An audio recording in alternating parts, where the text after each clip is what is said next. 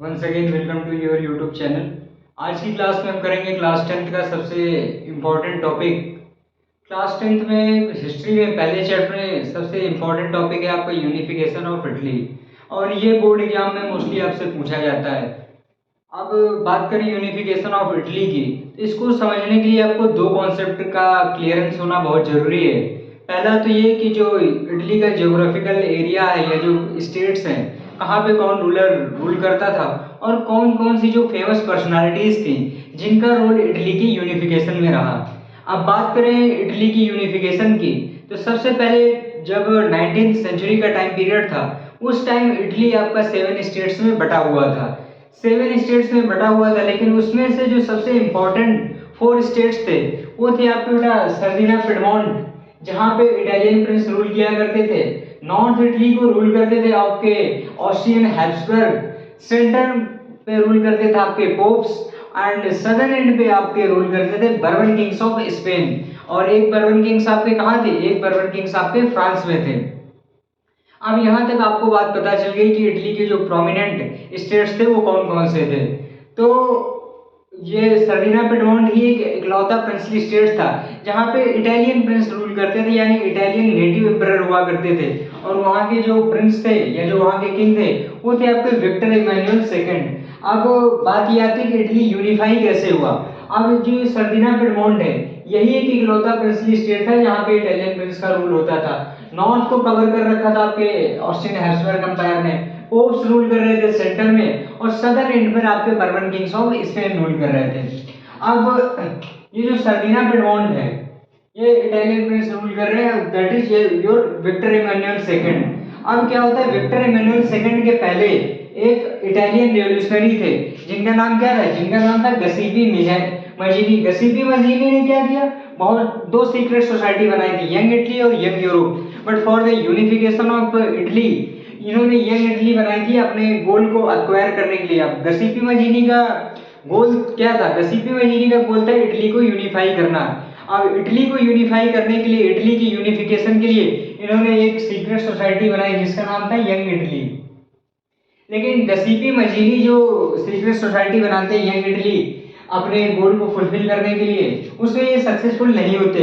जब गसीपी मजीनी फेल हो जाते हैं तो यूनिफिकेशन का काम करते हैं आपके Victor Emmanuel second. Victor Emmanuel second के ऊपर ये रिस्पॉन्सिबिलिटी आ जाती है इटली को यूनिफाई करने की।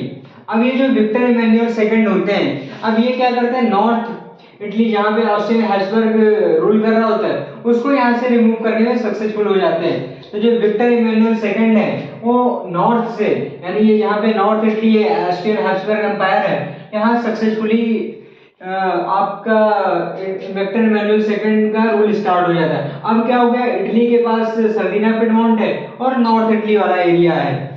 अब उन्हीं में से एक प्रूसिया के चीफ मिनिस्टर होते हैं, चीफ मिनिस्टर कैवर। अब प्रूसिया उस टाइम किसका पार्ट है? सर्दिना पिडमोंट का। तो विक्टर इमैनुअल सेकंड क्या करते हैं, आपके चीफ मिनिस्टर कैवर को ऑर्डर देते हैं कि आप इटली के जो रीजन्स हैं उनको यूनिफाई करो। अब जो चीफ मिनिस्टर कैवर होते हैं ये ना ही रेवोल्यूशनरी होते हैं ना ही डिप्लोमेट होते हैं, लेकिन जो चीफ मिनिस्टर कैवर हैं उनके फ्रांस के साथ रिलेशंस अच्छे हैं, वो अच्छी तरह से फ्रेंच लैंग्वेज बोल पाते हैं।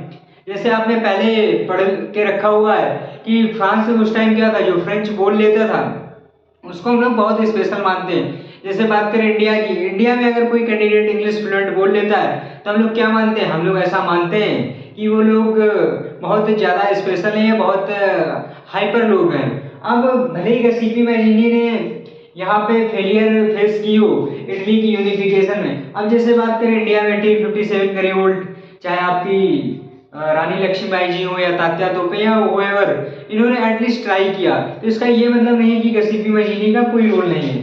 तो ये जो चीफ मिनिस्टर कैवर होते हैं, अब ये एक अच्छे डिप्लोमेट हैं, तो अब ये क्या करते हैं, इनके फ्रांस के साथ अच्छे रिलेशनशिप हैं। अब इनको क्या होता है, एक रेवोल्यूशनरी होते हैं गसीपी गैरिबाल्डी।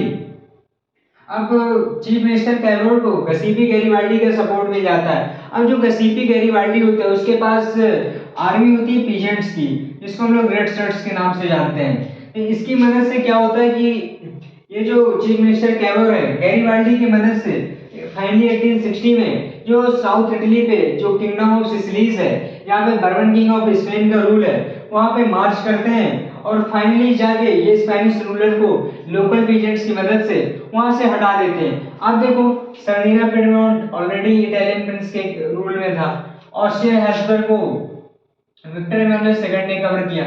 यहाँ पे गैसिपी गैरिबाल्डी पीजेंट्स की मदद से बर्बन किंग ऑफ स्पेन को यहाँ से हटा देते हैं। अब क्या हुआ, ये एरिया भी इटली का हो गया, नॉर्थ में भी इटली का हो गया, सदर्न भी इटली का हो गया। अब इसके बाद जो पोप्स होते हैं या जो सेंटर पे रूल कर रहे होते हैं, ये लोग क्या होता है, अब डर के कारण से ये लोग सरेंडर कर देते हैं इटली को। अब फाइनली क्या होता है, इटली यूनिफाई हो जाता है। 1861 में विक्टर इमैनुअल सेकंड जो होते हैं उनको इटली का एम्परर बना दिया जाता है। तो ये था प्रोसीजर आपके इटली के यूनिफाई होने का।